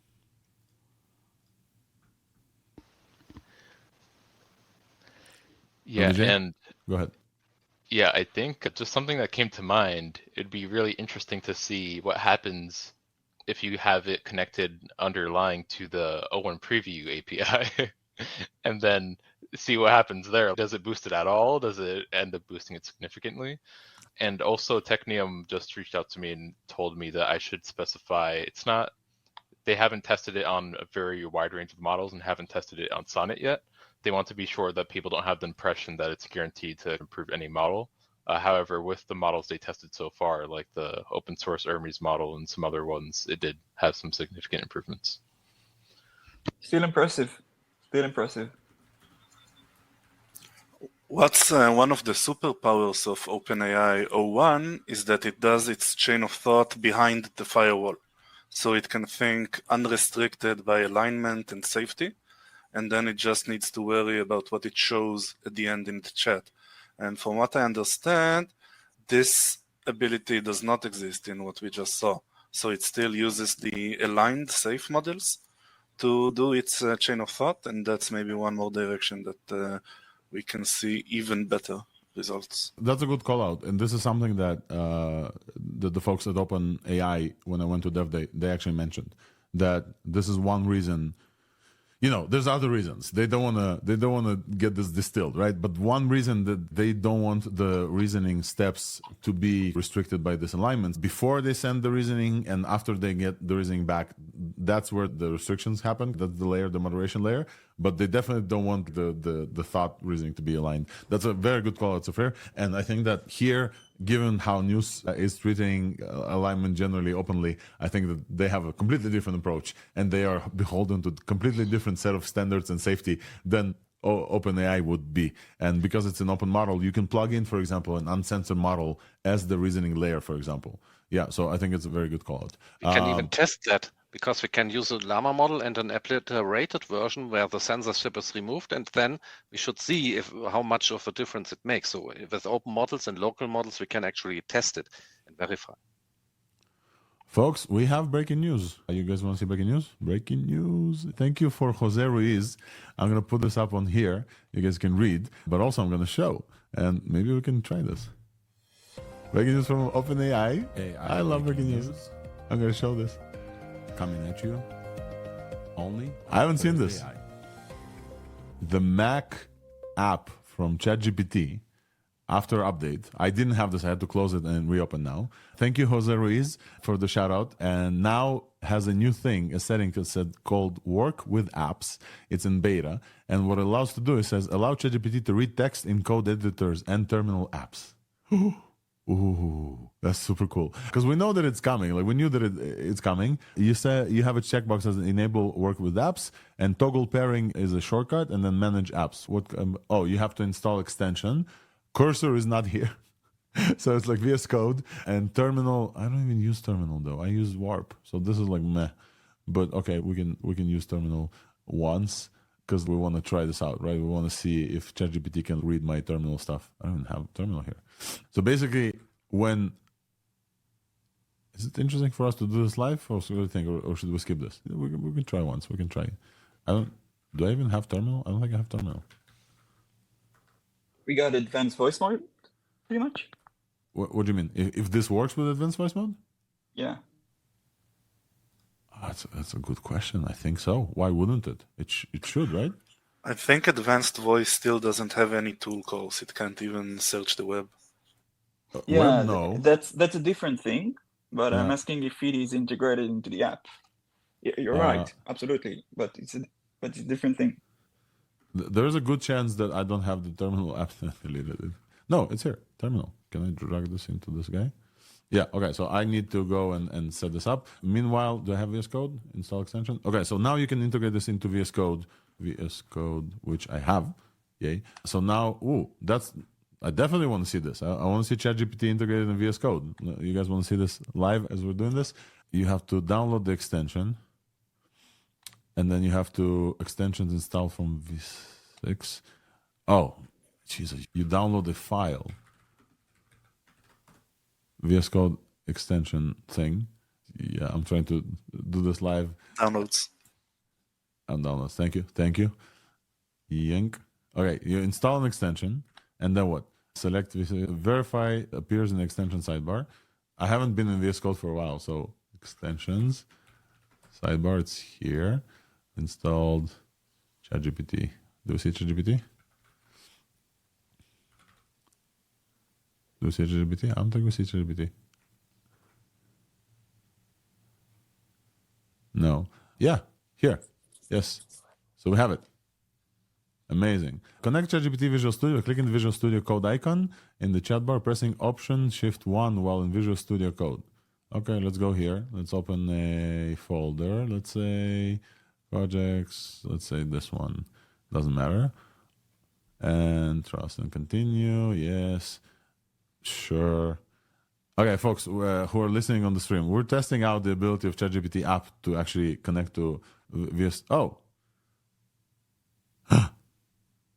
I got a pop-up that shows me ChatGPT can now read from coding apps so it can offer ideas and suggestions.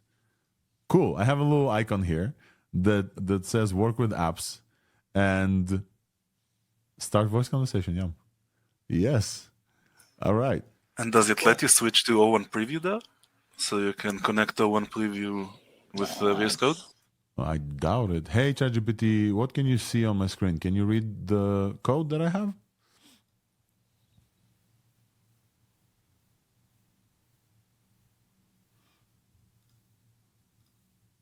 Interesting. So that didn't necessarily work. Let's click this thing. It says it's paired. Try again. Just let's click try the voice again. Click the voice again. Everybody. Yeah, let's see. What is this README file about?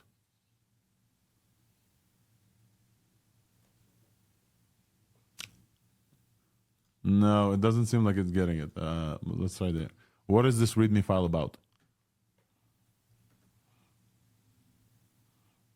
Yeah, so it looks like advanced voice mode doesn't get access to this, but you guys can see, and the folks who are listening to us, there's a little icon that says looking at code, and the code that it looked at is README. So it looks like it's looking at the open file that I have, and it's connected to the file via an extension. It can also look at the terminal. If we connect it to terminal, can connect to Xcode.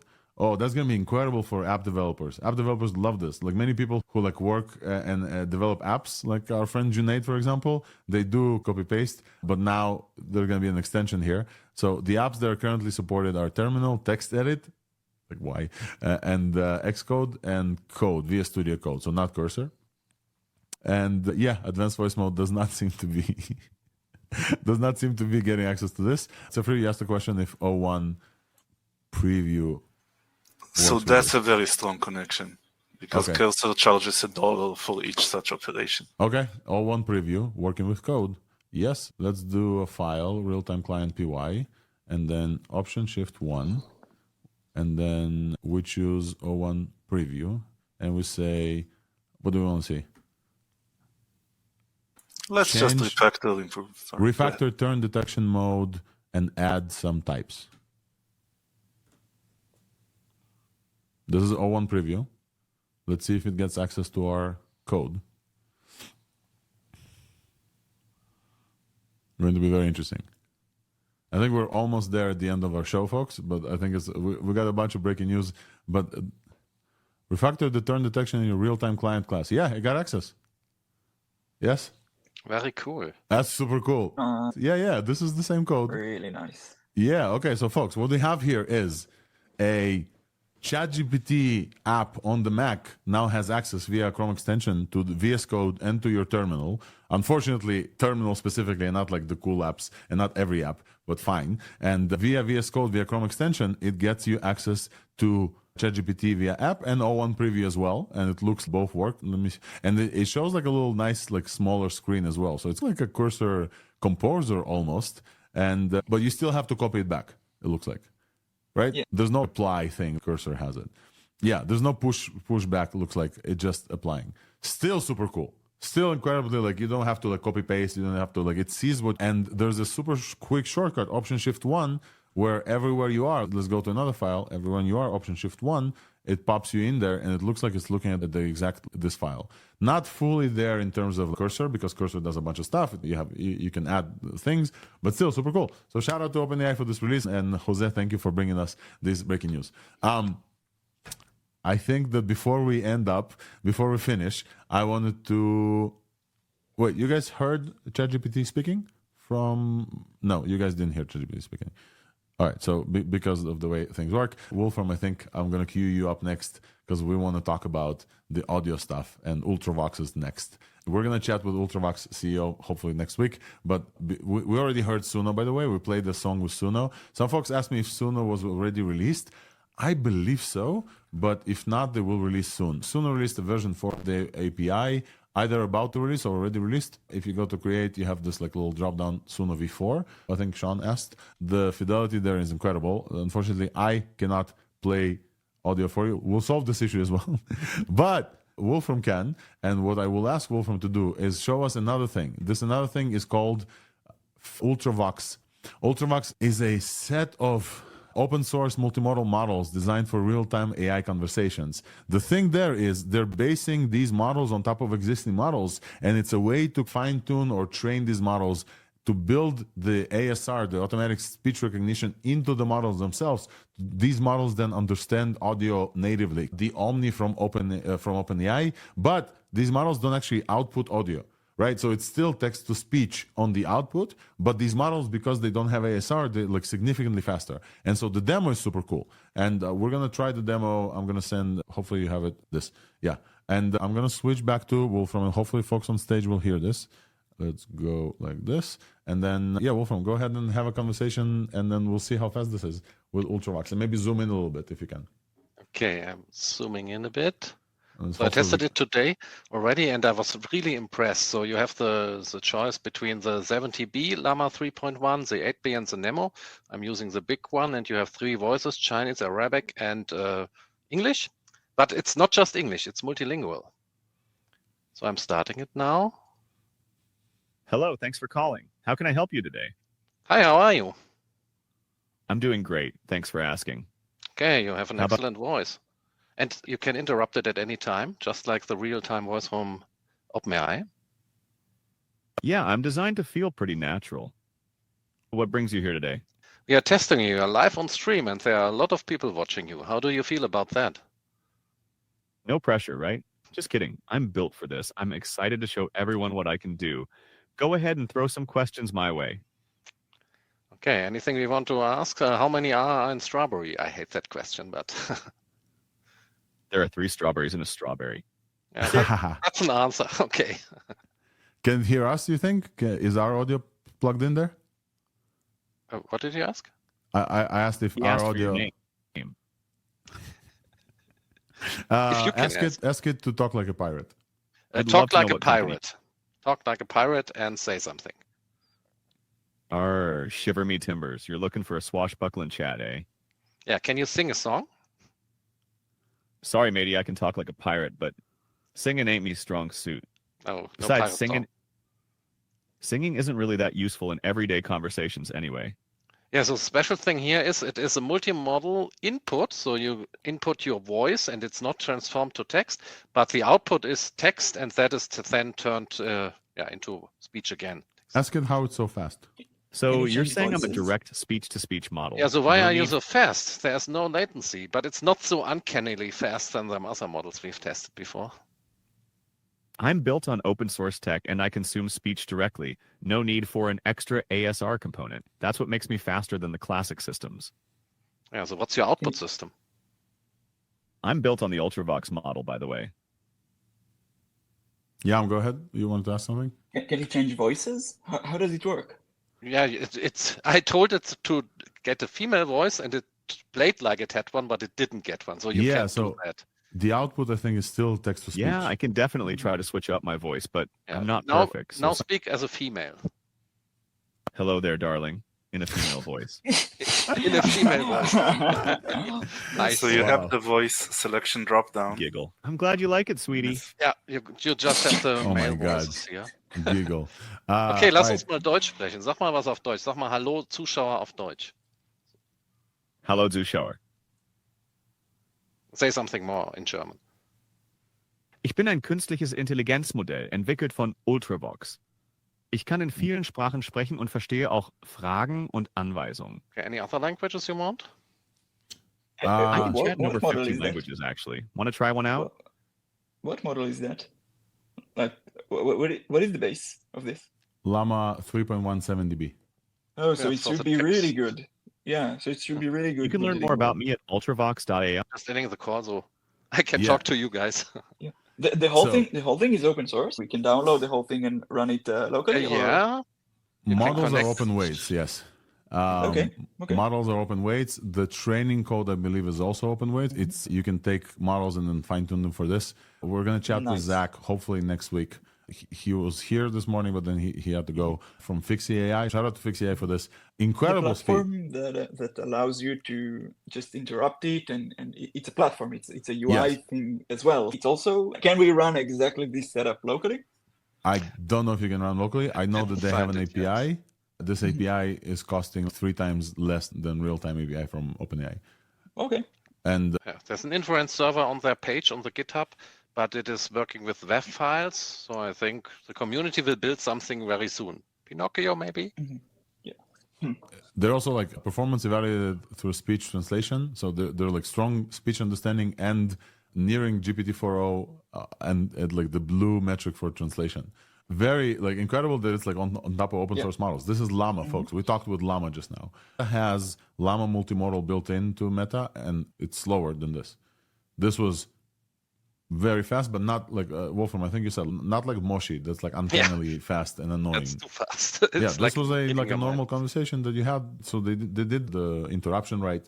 It's really good to me as well. I wanted to highlight this on the show because it's definitely one of the stuff that we talked about and we like to hear as well. And folks, you can build with this. It costs a third of real-time voice API. However, like we heard, you cannot ask it to pretend. You cannot ask it for emotion in the voice. So that's not like the model is not multimodal. They are working on this. So they did state that they are working on the model to also be able to generate audio. Just one thing, I like that it is text output because you can then hook into it and do function calling and stuff like that. When you get voice out, you have to do speech to text again, like OpenAI does it, and that is not as good often than just getting what you need. Yep, absolutely. I think that this is most of what we wanted to talk about, folks. You mentioned Ichigo, but this is by far the state of the art right now. Folks, what you heard right now is in the open source-ish, this is state of the art voice conversation agent type things. And I think with this, we covered pretty much everything we wanted to cover here on ThursdAI for this week. The only things we didn't get to, and I'll add them maybe in the show notes, is this new research. Maybe let me show you this super quick. These folks announced Tilde, and let me add this super quick. Tilde, interesting. Tilde network, let me open this. Tilde research. And the cool thing about this is that, obviously, very interesting website. They announced interoperability is the most important problem in the world. We talked about some attempts from Anthropic to do interoperability. If you guys remember Golden Gate Cloud and like all that conversation where they try to like clamp certain features in certain areas and make the model, they try to understand what some features are and then clamp them to or highlight them or to remove them. If you guys remember the conversation, that was a very interesting conversation. These folks have announced new kind of research into that area from Tilde Labs. And not only that, they released this cool tool called Stargazer, which I'll add to the show notes. I don't actually know which model they use here, but if you ask this model, whatever, let's do how did the first person discover coffee? And you send it, they have this nice visualization that looks like stars. And they basically Here is the output. Legend attributes it to the 9th century. And let me show you this here as well. They have this nice visualization that looks like constellation and stars, and you can click around and see that we're on Legend. Obviously, the model tries to predict the next word and the next word and the next word. And when you click into this, you can see that attributes is like the highlighted word, and now you have attribution as this like concept, and you can click into the attribution kind of galaxy, and you can see the top token is attributed, the other tokens. You can visualize basically what the model is thinking and how it predicts, but then you can also steer on this concept. You can do steering on the concept of attribution, and then basically it's similar to how Golden Gate Cloud, I believe that this is similar to how Golden Gate Cloud used to work, because they steered on like the Golden Gate stuff, and it somehow goes from there. So the visualization is pretty cool. I haven't had much time to play with this. I just really liked the visualization of how the model thinks, and the ability to like take an individual concept from like one token and then go and play with it and see how this kind of galaxy of concepts or constellations changes as the model kind of keeps predicting the next token. Super interesting. I don't know if folks had a chance to already take a look at this, but I'll add this to the show notes because I think it's incredibly cool. And you can lower the playback speed so you can actually see how it works. They mentioned the models. Meta Llama 3.1, 8 billion instruct. This is a smaller model that they run here, and you can see how it thinks, basically. Which is sometimes, as we get a new model, we get a model weights that are obscure for us, and this is the problem they're solving. Here you can see how Llama thinks. Comments, folks, about this? Ideas about how to use this fully, or is it easy or hard to do as a problem? Would love to invite a conversation here before we end up. Yeah, I think it's really interesting for people to finally in the open kind of do more like investigation and work into this, because a lot of it has just been in labs like TLDR is doing some interesting stuff with it, but it's not really fully accessible in a practical way for most people. So hopefully this ends up with people like Janice and other people on Twitter actually discovering some interesting nuances that lead to cool directions. Yeah. I really hope that like folks are playing with this. It looks like they built some sort of a leaderboard type thing of how many like nights and whatever you're observing. So it looks like they are building, like LDJ, like you said, there are folks like Janice and some other folks who are like doing this research, and then Andreessen is airdropping some tokens to support the research. So this Stargazer is, if you're interested in trying to figure out how these models work and how they think and what they think after this token and that token, and even steer them into thinking about specific concepts, this seems like a cool new thing. And you can sign in with X, looks like. So I'm going to do just that. With that, folks, I think that we have passed the 2-hour mark for Thursday. I think that we've chatted with about everything that we wanted to chat. I wanted to extend a huge thank you for the folks here on stage, Freer, Wolfram, Yam, LDJ, and of course everyone who listens and tunes in from week to week. I want to say thank you to Jose for giving us breaking news, for Interstellar for joining, Paul and some other folks like Sean and the folks who are joining on the. We have now multiple streams of conversations as well, so it's a little bit hard to follow all of this, but we tried. I would love to invite folks to actually vote on whether or not you want us to do video. It feels to me that showing you as well space. I know folks love the space, they walk with the headphones, so we're gonna try to also verbalize out everything we also see. And definitely this is still a podcast. You can still listen to this on ThursdAI.news. Definitely subscribe to that and the newsletter. But it feels like the video version feels to me that it's like more friendly, and people enjoy more because we had a massive 1,400 people here. So it looks like we passed like a significant mark. It seems like the people have spoken, despite that this being a little bit harder of a production. Huge thanks to all of you on ThursdAI. This week we had multiple breaking news, like the ChatGPT integration into VS Code and iTerm. We had Gemini 1114 breaking the top leaderboard and becoming basically the new king of LLMs from the frontier. We had Qwen 2.5 coder becoming the open source coder from earlier this week. And we also had, this is quite a show we had. We also had Fixie release Ultravox, which is a state-of-the-art in kind of the open weights conversational models as well. Thanks for Wolfram to help present this. And an update from Weights and Biases, where Weave now supports JS and TypeScript as well. And we chatted about this AI is hitting a wall, and then we basically showed that multiple labs came out and said, there's no wall, folks. What are you talking about? We just released something. What wall? Multiple folks confirmed this. Incredible week in AI. Thank you, everybody, so much for joining. We'll see you here next week. As always, all of the links and the show notes are going to be sent on ThursdAI.news, and hopefully you subscribe. And we'll see you here next week. Bye-bye, everyone. Thank you, Alex. Bye.